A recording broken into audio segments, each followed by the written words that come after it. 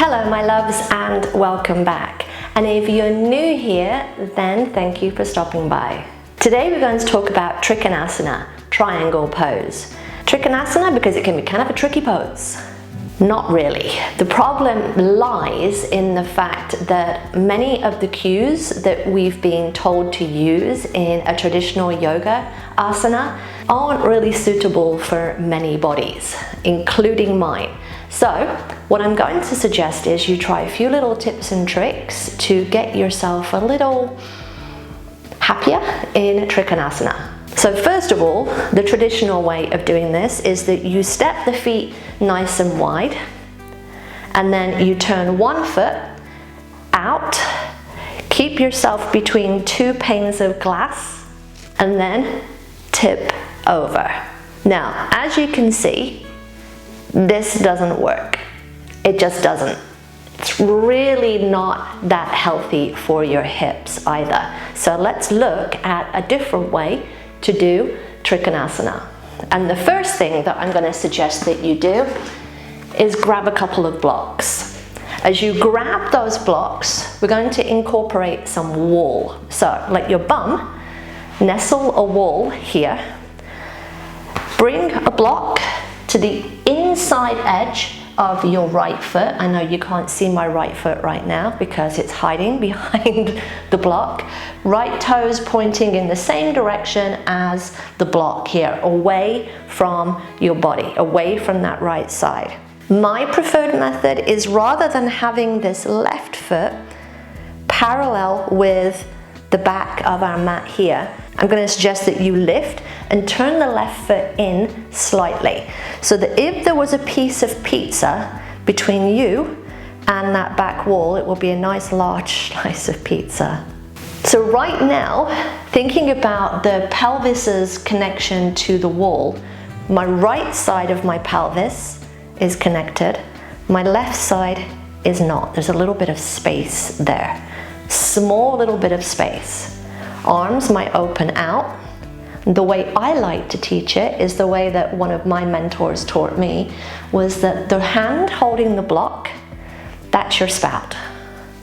Left hand to the hip, that's your handle. And then what do you do with the teapot? You tip it up and pour it out. And as you pour it out, block to block, a little bit of a connection here, and then thinking about this left shoulder rotating up and back. So strong in the legs. You're not dumping the weight into that right hand, it's just resting. And this is where you get to play. Is the right hand going to take a different position? Maybe the right hand connects to the block on the floor rather than block to block. But the objective here is that your heart center is facing out and away. The knees are a little soft. Don't hyperextend the legs, just have them a little softer. Don't lock them out, have them a little soft. Your body might thank you for it later. Left arm can either stay at the hip or the hand can lift up. Now here's the deal. If this left shoulder, this top shoulder, doesn't connect to the wall behind me, which it may not, then neither should my hand. Because quite often what I see is this arm reaching back and compromising all the tendons and the ligaments in the shoulder. So instead, reach the arm up rather than back. Or keep your handle, that's perfectly fine too. Where does your head need to be? It doesn't need to look up. Maybe you want to look down, maybe you just want to look straight ahead. There is no one way. I keep saying this about yoga, there is no one way. And then, when you're ready, rise back up. And let's try the other side. Again, maybe you have a wall, maybe you don't have a wall. I'm kind of lucky that I have something here. But if you don't have any space, then that's perfectly fine. Just do it freestanding. Again, think about the feet. Turn the left foot, same direction as this block here. And then I like to lift my right heel, my back foot, and turn it in slightly, slightly. Pizza. I say that to my classes and they immediately know. I can always tell who's an OG. Arms out, spout, handle, tip, pour it out. Thinking about opening the rib cage and the heart towards the middle here. And again, right hip not connected to the wall. Hand can stay here, arm can reach up. And again, if the pelvis is not connected, top hand not connected. Lift it up. You want the hand above the shoulder, not reaching back. Don't compromise your shoulder. And again, play with your head position. Where does it feel happiest?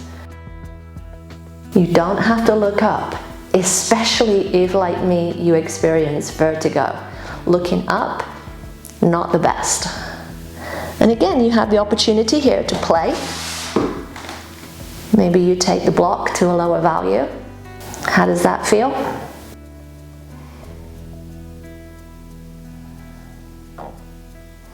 This is the thing, especially when you're a beginner, is playtime. Playtime on your mat. Just giving yourself the opportunity to use props, to use the wall, to use anything to make the poses more fun and accessible. Take another breath. And then when you're ready, rise back up and release. All right, my loves. I hope that helped give you a little couple of minutes play in each side on Trikonasana, our triangle pose. If you enjoyed this, then give me a thumbs up. And if you're not already, don't forget to subscribe. If you have questions or you have comments, then let me know down below. And until next time, my loves, remember that karma is only a bitch if you are. So be nice, be kind, and be the change that you want to see in the world.